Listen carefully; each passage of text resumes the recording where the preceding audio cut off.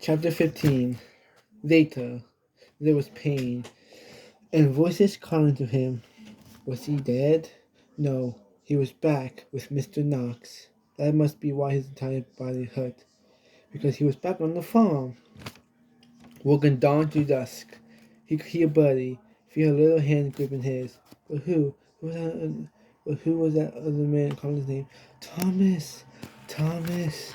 Thomas tried to open his eyes, but there was just darkness.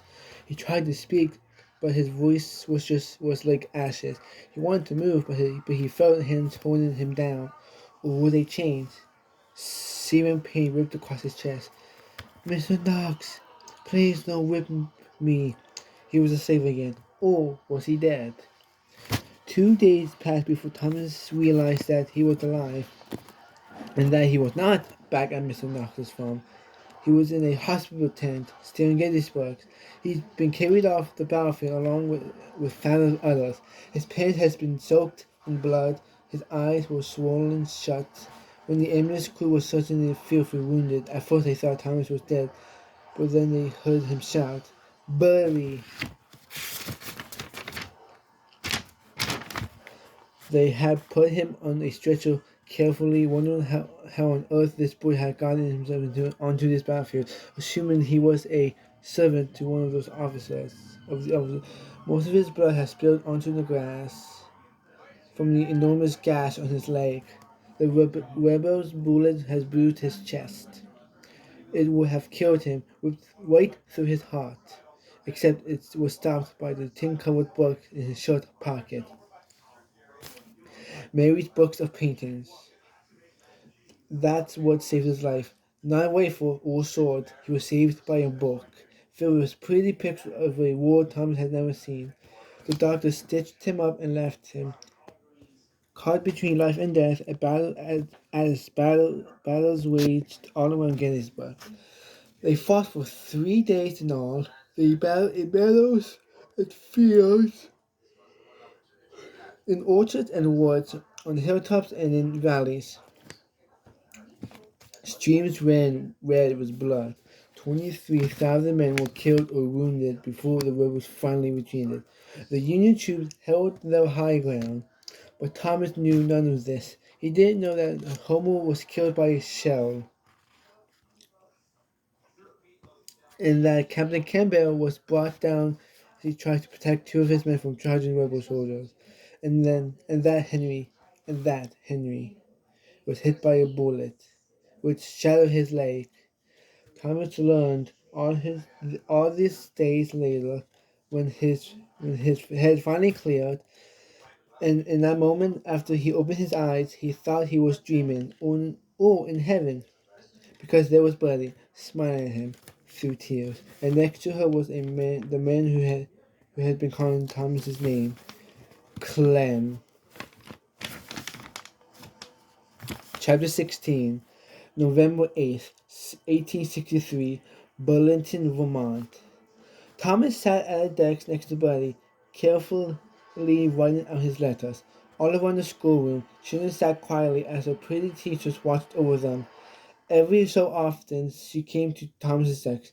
"Fine work, Thomas," said Miss Asford Mary, Henry's sweetheart. Thomas nodded, hoping he didn't look too proud. It had been 5 months since they arrived, and his handwriting was looking better. He practiced for hours every night, sitting at Henry's old desk as Mr. and Mrs. Green sat nearby and read. Henry's parents were still sleeping much, weren't sleeping much, and they seemed to be glad. They seemed glad to have a reason to keep their candles burning into the night. "Look at mine, Miss Asphalt," Bertie said, holding up her paper covered with wobbly letters.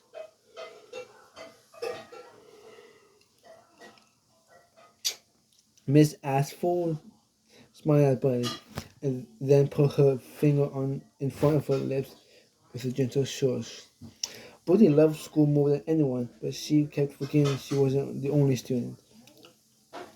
At lunchtime, Thomas and Bertie sat under a tree. It was getting colder, and the sky was gray. Soon winter would come. Mrs. Green had already sewn 3 wool dresses for Bertie and 2 new pairs of trousers for Thomas.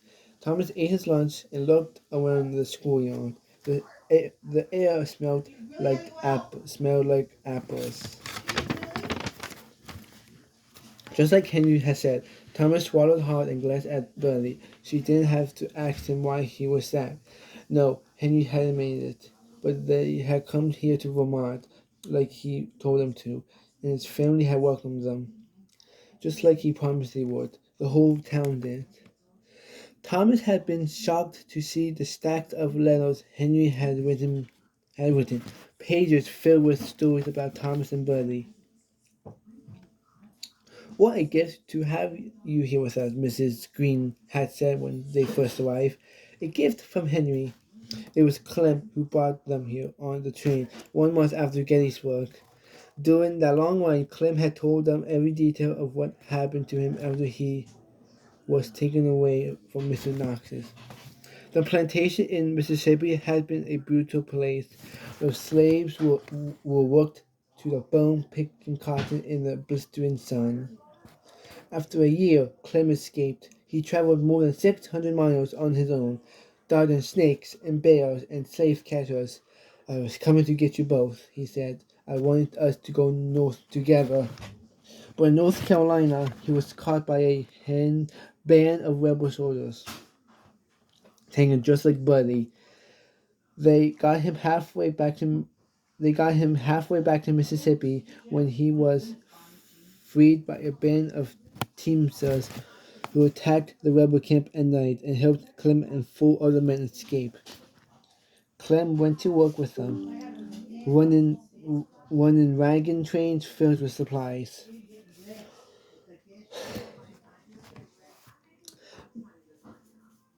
After Gettysburg, Clem had loved being in Vermont with Thomas, Buddy, and Mr. and Mrs. Green, but he could only stay 1 week before he headed back to down south. Mr. and Mrs. Green wanted him to stay longer, but Clem had a new plan: to be a soldier for the North. He had already signed up to be in one of the first black regiments of the Union Army. "I'll be back here," Clem had said as he hugged them all goodbye. "I promise I'll be back when it's all done." He wrote he wrote to them almost every day now, and Thomas would sit for hours sounding out every word. He could hear Clem's voice in his mind, describing the battles, the people he met, his plans for after the war.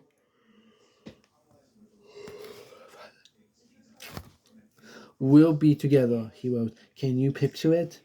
And Thomas could. His mind was filled with bright pictures now. At first, most of the pictures had appeared in his nightmares: the wagon in flames, the vultures that had circled above the battlefield as he lay wounded, the glowing red eyes of the rebel who shot him. But there were happier pictures too: the memories of Bertie and Clem standing by his bed in the hospital tent, of Mr. and Mrs. Green waiting for them at the train station, and now in the schoolyard. He closed his eyes, and he saw the newest pictures, the pictures of his hopes that this terrible war would end, that Clem would be back with them soon, that they would be here together and free. His eyes were still closed when he felt something cold on his cheeks. He looked up and saw white flags drifting in the air. "Thomas!" Buddy cried. It's snow!" Thomas put his arms around his little sister, and together they watched the icy flowers fall from the sky.